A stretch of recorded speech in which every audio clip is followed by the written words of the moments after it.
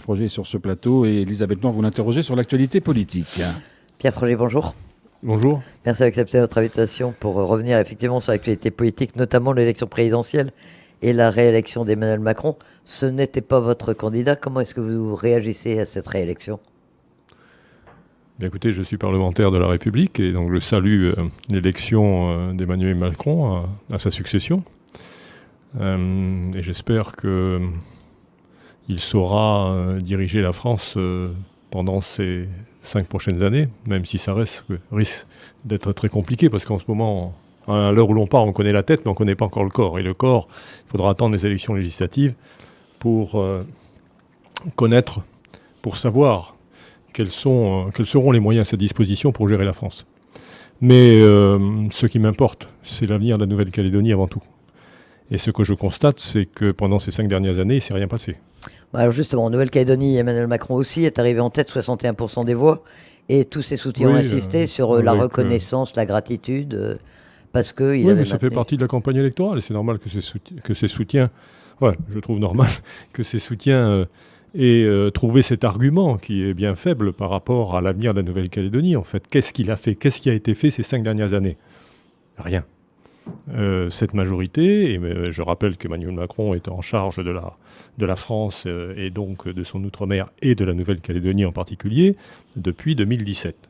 Et je répète, j'affirme que son gouvernement, et sur la Nouvelle-Calédonie, les instructions sont prises à l'Élysée. Et donc son gouvernement a géré le temps dans l'accord, mais n'a géré à aucun moment les questions que posait la mise en œuvre de l'accord de Nouméa et notamment la sortie de l'accord. Alors, on a géré Alors, ensuite, quand on me dit... j'entends, ça m'a pas convaincu pour autant, mais j'entends que grâce à Emmanuel Macron, il y a eu le 3e référendum. Mais enfin, qu'attend-on du président de la République ? C'est qu'il applique la loi. Qu'il applique la loi. C'est tout. Donc il a appliqué la loi.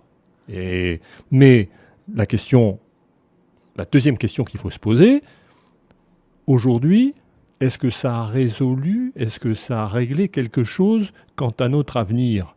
Vous savez bien que la réponse est non. Les 3 référendums ont tout de même installé la Nouvelle-Calédonie dans la France. Maintenant, on se rappelle de la déclaration du chef de l'État qui, au soir du 3e, a dit « La Calédonie restera donc française ». Certes. À quel prix ? Et vous savez que pendant des années, j'ai essayé de convaincre, et notamment nos partenaires, mais qui malheureusement depuis sont devenus nos adversaires, je parle du FLNKS, je parle des indépendantistes, j'ai essayé de les convaincre que d'engager le processus référendaire ne réglerait rien. Au contraire, ça a à nouveau accru des oppositions, ça a généré des conflits, et bravo M. Macron pour le 3e référendum, mais qu'est-ce qui s'est passé au 2e ? Vous vous en souvenez ? Ce qui s'est passé au 2e référendum ? Et pourtant, c'était lui qui était à l'Élysée. On a failli, on était à 2 doigts, à nouveau, de connaître des situations explosives. Avec les incidents autour des bureaux de vote le jour du scrutin. Et puis, le prétexte, ça a été la reprise de l'usine du Sud. Mais enfin, c'est dramatique ce qui s'est passé à ce moment-là. Toujours est-il que ces 3 référendums, effectivement, vous pensiez qu'il fallait les éviter. Maintenant, on a un résultat, il est incontestable. Même les indépendantistes ne le contestent plus vraiment. Donc, on peut considérer que c'est un acquis que la Calédonie soit française. Heureusement qu'ils le contestent pas. Mais, je vous répète, je vous le redis, certes, et le président de la République l'a affirmé, au lendemain du 3e référendum, la Calédonie demeure française. Et ensuite ? Et maintenant, que fait-on ? Mon souci, c'est que... et c'est vrai que je parle pour celles et ceux qui n'ont pas connu, qui n'ont pas connu ce qui s'est passé durant les années 80, mais j'affirme devant vous que nous sommes revenus à la situation d'avant les accords de Matignon. Alors évidemment, j'ai l'impression, là, on va me dire, oui, mais il parle comme un vieux, c'est vrai que je suis. Néanmoins, vous savez, quand on oublie son passé, on a vocation à le revivre. Donc moi, ce que je ressens aujourd'hui, là, c'est que tout ce qui a été fait depuis 30 ans, depuis 1988, c'est effacé aujourd'hui. C'est effacé. On revient à la situation, malheureusement, de tension et d'opposition que nous avions avant la signature des accords de Matignon. Alors, il y a quand même peut-être un acquis, une différence fondamentale d'avant 1988, c'est que, et je veux le dire solennellement aux indépendantistes, hein, s'ils nous écoutent, hein, que la conséquence du processus référendaire, c'est qu'aujourd'hui, nous sommes chez nous. Je vous l'ai déjà dit souvent sur cette antenne, il y a 2 identités principales en Nouvelle-Calédonie. L'identité kanak et l'identité culturelle différente de celles et ceux qui sont arrivés effectivement à la fin du XIXe siècle, à partir de la fin du XIXe siècle. En réalité, la revendication indépendantiste, ça n'a jamais été l'indépendance. Personne n'a été capable pour le moment, pendant les campagnes électorales, de vous poser sur la table un projet d'indépendance. C'est de l'indépendance association, de l'indépendance en partenariat, enfin personne n'y comprend rien, mais surtout que la France ne nous abandonne pas. C'est ça que les indépendantistes ont en tête. Mais qu'est-ce qu'ils ont aussi en tête, et qu'ils n'ont jamais été capables de dire, et je vous le réaffirmer aujourd'hui, c'est que ils attendent, et encore pour demain, et c'est pour ça que certains d'entre eux veulent des discussions bilatérales avec l'État, parce qu'ils attendent un système institutionnel qui leur donne le pouvoir pour décider de notre sort. Pas pour nous mettre dehors, pour décider de notre sort. Eh bien, ce que je leur dis aujourd'hui, solennellement, et c'est pour ça que je veux les voir face à face, les yeux dans les yeux, pas à Paris là-bas, ok ? Ici, les yeux dans les yeux. À l'issue de ce processus référendaire, ici, nous sommes chez nous, comme eux. Et nous avons la capacité, et nous avons aujourd'hui le droit d'exercer les responsabilités politiques au même titre qu'eux. Voilà. C'est ça. Enfin, en tout cas, c'est l'interprétation, enfin, c'est le sens que je donne à ces référendums. Et pour bien les connaître, je sais que chacun d'entre eux, ou en tout cas celles et ceux qui prétendent exercer de hautes responsabilités, ils n'ont que ça en tête. Eux, et puis nous, bon, décident de notre sort. Eh bien, ce ne sera pas comme ça. Mais justement, en attendant le pouvoir, on a envie de dire qu'ils l'ont, les indépendantistes. Ils contrôlent que Jacques Chirac leur a offert, parce que Jacques Chirac leur a offert le gel du corps électoral. Mais vous avez bien conscience qu'il y a une rupture démocratique entre la volonté majoritaire des Calédoniens et l'exercice aujourd'hui du pouvoir par quelques-uns, notamment par eux. Et c'est pour ça que je vous dis, on se retrouve dans les années 80. Qui présidait le gouvernement avant les événements ? Il s'appelait Jean-Marie Tjibaou. Okay ? Tout ça parce qu'il y avait une manip avec la FNSC, etc., dirigée par le haut-commissaire à l'époque. Okay. Et puis, nous avons été écartés. Sauf qu'à ce moment-là, nous avons démissionné du gouvernement en leur disant « Maintenant, vous prenez vos responsabilités. » Malheureusement, on sait comment ça s'est terminé. Eh bien là, aujourd'hui, je ne dis pas qu'ils n'ont pas la légitimité issue de la loi, mais, je répète,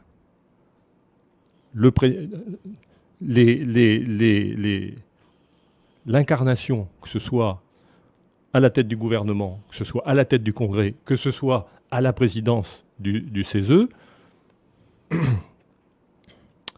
ce n'est pas conforme à la loi ce n'est pas conforme à la volonté démocratique. Ce n'est pas conforme à la volonté démocratique. Je vais simplement vous donner, ce sont des chiffres que j'avais donnés, mais si, comment dirais-je, en 1988, on décide de la représentativité de chacune des provinces au Congrès. Donc il y a 54 élus au Congrès. Et la province sud, c'était 32, 15 pour le nord et 7 pour les îles Loyauté. alors que la province sud, c'était un peu plus de 60% de la population globale. Aujourd'hui, la province sud, c'est 75%. Et si on calcule la représentativité de chacune des provinces sur la base de ce que nous avions décidé en 88, eh bien la province sud, aujourd'hui, ce serait 40 sur 54. Comprenez ? 40 sur 54 au Congrès. 4 pour les îles Loyauté et 10 pour la province nord. Bon, là, vous n'avez pas de président indépendantiste ni au Congrès, ni au gouvernement, ni au CESE. Hein, okay. Alors, c'est sûr qu'à l'issue, je reviens au processus et au lendemain du 3e référendum et à ce que nous avons à construire pour l'avenir, il faudra trouver un dispositif dans lequel chacun des deux groupes identitaires principaux soit représenté. Et c'est pour ça que la loi de la majorité ne pourra pas s'appliquer de façon brutale et aveugle. Et j'ai anticipé, pardonnez-moi, mais c'est bien pourquoi je vais me battre jusqu'au bout pour revenir aux principes fondateurs de 1988 et des accords de Matignon-Oudinot. Et ce principe fondateur, c'est la prééminence provinciale. Prééminence ou différenciation provinciale. En attendant, il va falloir discuter pour arriver à une solution, pour trouver un statut. Pour l'instant, les indépendantistes, effectivement, veulent des bilatérales. Vous pensez qu'il faut discuter entre partenaires locaux ou est-ce qu'il faut que l'État soit forcément associé ? Il participera forcément de la construction. Mais bien sûr. D'autant plus que la situation aujourd'hui des budgets sociaux, du budget général de la Nouvelle-Calédonie, des communes, des provinces sont dans un tel état que si effectivement l'État n'est pas là, il faut que la Nouvelle-Calédonie ressorte du trou dans laquelle elle est aujourd'hui. Mais il faut, en tout cas c'est mon point de vue, il faut que l'on ait au préalable des discussions franches. Est-ce que nous pouvons encore avoir confiance les uns dans les autres ? Mon souhait, c'est que l'on revienne à ce que nous avions été capables de mettre en œuvre en 88, c'est-à-dire l'exception calédonienne, je le répète. Cette exception calédonienne, elle a été saluée partout dans le monde. Et surtout, bien sûr, dans l'espace pacifique. Vous la définissez comment, cette exception calédonienne ? Cette exception calédonienne, c'est être des adversaires résolus. Et pourtant, d'être capable de se parler, de se comprendre, de négocier, de signer un accord et de le mettre en œuvre ensemble. C'est ce qui a été fait dans les premières années jusqu'en 98 et puis un peu après. Nous avons mis ensemble, en pratique, nous avons appliqué un accord alors que nous étions des adversaires résolus. C'est exceptionnel, ça. Exceptionnel. Et bien malheureusement, ensuite, c'est parti en vrille, et notamment ces 10 dernières années. Et à cause, je le répète, des indépendantistes, nous sommes redevenus aujourd'hui des adversaires. Alors justement, est-ce que cette Donc confiance... c'est pas la peine, écoutez, c'est pas la peine d'aller faire le cinéma dans des bilatérales et ailleurs, si nous ne sommes pas, parce que c'est nous que ça concerne, c'est nous que ça va concerner en finale, si nous ne sommes pas capables de nous dire les choses en face, et puis de considérer que ce qui s'est passé maintenant, c'est derrière nous, que l'on n'est plus à réparer le passé dans un projet, dans un nouveau projet, c'est fini. La réparation du passé, ça a été fait, ce sont les provinces, c'est Matignon, c'est Oudinot, c'est ce magnifique préambule de l'accord de Nouméa que j'invite chacune et chacun à relire. Ça y est, c'est fait. Maintenant, nous sortons d'un long processus qui a sanctionné une décision politique, c'est le 3e référendum. Et bien maintenant, nous allons construire notre responsabilité et construire l'avenir de nos enfants et de nos petits-enfants. Mais avant tout, je le répète, même si nous ne sommes pas capables de nous dire les choses en face, c'est pas la peine d'aller faire cinéma ailleurs. Mais justement, est-ce que cette confiance est encore possible? On sait que tout le monde dit qu'il y a plus ou moins des discussions, qu'il y a des gens qui se voient. Quand on entend les discours, le discours aussi violent qui a choqué que celui de Daniel Goa, le président de l'Union calédonienne, c'est de la posture ou est-ce que vraiment le dialogue est impossible aujourd'hui? Comment vous voyez les choses? Ben non, moi je suis persuadé que le dialogue est toujours possible. Le dialogue est toujours possible, sauf que, et je reviens sur ce processus référendaire qui a été mortifère. Premier et deuxième référendum, les indépendantistes, ils ont soufflé sur les braises. Hein? Ils ont mis des gens dans la rue, il ne faut pas l'oublier. Ça laisse des traces. Alors après, quand vous soufflez comme ça sur les braises, quand vous mettez notamment une jeune génération dans la rue, après, il faut leur expliquer que non, en fait, c'est pas ça qu'il faut faire. Voilà. Donc j'en dirai pas plus.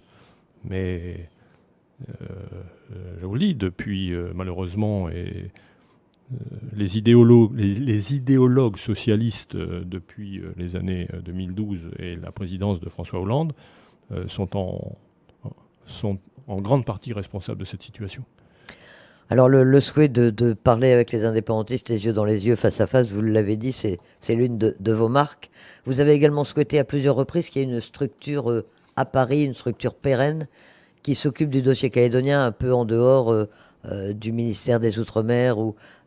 Ça reste votre souhait? Est-ce que vous allez encore travailler à cette solution? Est-ce que avec la réélection d'Emmanuel Macron, vous allez proposer à nouveau ça? Mais c'est essentiel. Pour quelle raison? Parce qu'encore une fois, la loi de la majorité ne pourra pas s'appliquer de façon aveugle. Au lendemain du troisième référendum, nous serions en droit de dire à nos adversaires, qui s'appellent indépendantistes, ils pourraient s'appeler autrement, mais moi je souhaite qu'un jour, ils changent cette étiquette-là, et qu'ils s'appellent autrement. Parce que tant qu'ils s'appelleront indépendantistes, et qu'ils mettront l'étiquette indépendantiste là sur la table, on ne pourra pas parler de façon sereine.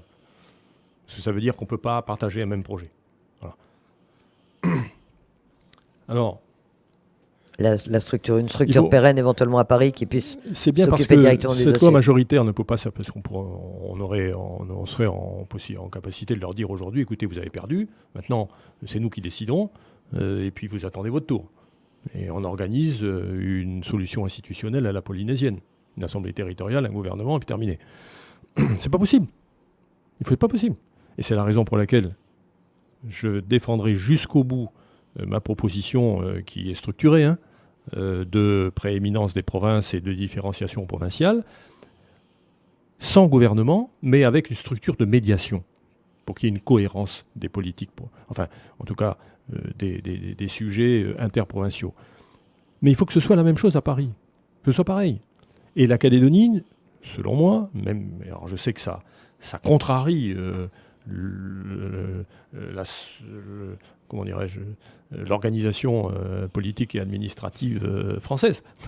Mais la Calédonie ne doit plus dépendre du ministère de l'Outre-mer. Il y a des ministres de qualité, mais vous ne pouvez pas... Alors, les Outre-mer, je ne sais pas ce que c'est. Alors les Outre-mer, c'est pire. Mais un seul homme ne peut pas s'occuper des 21 collectivités qui sont au travers des océans. C'est pas possible. Et la Calédonie, à elle-même, ça occupe, je vous assure, ça peut occuper à Paris quelqu'un toute la journée. À temps plein. À temps plein. Et pourquoi ça? Pourquoi ce souci? Pourquoi ce désir? C'est parce que à Paris, il y a des sujets, et je reviendrai plus tard dessus, mais il y a des questions essentielles pour notre avenir qui ne peuvent pas être traitées ici, qui ne doivent pas être traitées ici, qui doivent être traitées à Paris, dans un contexte différent, de façon que ces questions ne pèsent pas au jour le jour, des questions stratégiques qui ne pèsent pas au jour le jour sur la politique qui est menée ici en Nouvelle-Calédonie. Je reviendrai plus tard sur ces sujets-là, mais j'en ai la conviction. Et c'est pour ça qu'il faut cette structure de médiation. Alors, question qui fâche peut-être, mais sur qui vous pouvez compter à Paris aujourd'hui pour mettre en place ces projets? Les amis du Sénat. Pour vous aider sur le Sénat. Gérard Larcher, mes amis du Sénat. Et sur les Républicains, Et qu'est-ce qui reste des Républicains au lendemain de la défaite de Valérie Pécresse? On sent qu'il y a des tensions après la réélection d'Emmanuel Macron. Vous êtes en contact avec eux? Comment est-ce que vous voyez les choses? Oui, bien sûr, mais enfin, donc, attendons 2 mois, hein, les élections législatives, et puis on verra comment le président de la République, c'est ce que je vous disais tout à l'heure, s'organisera et sur quelle force politique il pourra compter, sur quelle majorité pourra-t-il compter à l'Assemblée nationale. Mais le Sénat, présidé par Gérard Larcher, aura aussi sur la Nouvelle-Calédonie, et vous le savez, plus que son mot à dire. Parce qu'il s'agit des collectivités territoriales, il s'agit des collectivités locales. La Nouvelle-Calédonie est une des collectivités locales de la République.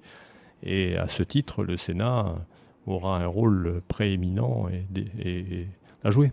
À l'Assemblée nationale, en revanche, on voit se dessiner un groupe des Républicains qui se disent constructifs, qui veulent travailler avec Emmanuel Macron. C'est pas vraiment le choix que vous feriez? Je vous vois venir là. Il n'y a pas l'ombre de Nicolas Sarkozy là on peut venir aussi.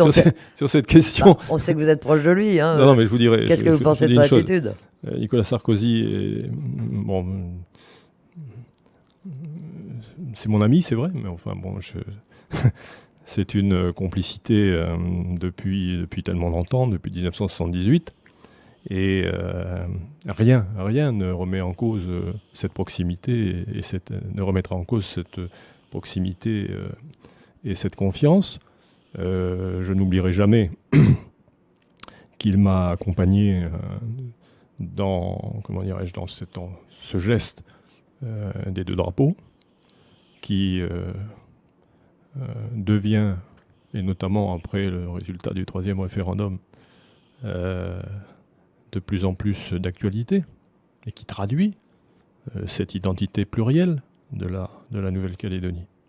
J'espère que celles et ceux qui nous écoutent en sont aujourd'hui convaincus. Et donc Nicolas Sarkozy, c'est une longue complicité et une longue amitié. Je ne veux pas juger sur position qu'il a pu avoir pendant cette campagne présidentielle. Mais ce que je sais, c'est qu'il contribuera. Il contribuera à trouver, à construire une nouvelle solution d'avenir pour la Nouvelle-Calédonie. Je sais que si j'ai besoin de lui, si nous avons besoin de lui, il sera là et il nous aidera. Et c'est ce qui me paraît essentiel. Donc le Sénat et Nicolas Sarkozy pour vous aider à porter ces dossiers. Prochaine échéance législative, vous pensez, est-ce que c'est mieux que le président de la République ait une majorité ou non? Ou comment est-ce que vous voyez les choses? Ce sera une majorité plurielle. Enfin, je ne sais pas si on peut reprendre ce terme des années 90, 97, mais ce ne sera pas la majorité de 2017. Hein. Elle sera différente. Mais à la limite, c'est pas tant le problème. Ce sont les difficultés et les questions graves que la France et que le président de la République et que le Parlement aura à résoudre dans les prochains mois. C'est pas les prochaines années, dans les prochains mois. Et là, ce sera une exigence. Parce qu'il y a trop de questions ces dernières années, trop de sujets déterminants qui ont été mis sous le tapis ou on a repoussé comme ça. Hein. Mais là, maintenant, c'est terminé. Hein. Aussi bien au plan budgétaire, au plan social, au plan du vivre ensemble en France. Et puis, maintenant, vous avez cette guerre entre la Russie et l'Ukraine, qui va modifier considérablement le monde et l'Europe. Et la question de savoir aujourd'hui quelle sera la place de la France dans ce monde qui est en train de se reconstruire. Vous allez aller à Paris prochainement pour suivre oui, dans les de jours qui près viennent, tout oui. ce qui se passe. Oui. Eh bien, vous nous raconterez tout ça. Pierre Froger, merci d'avoir accepté notre invitation ce midi. Merci, je vous en prie.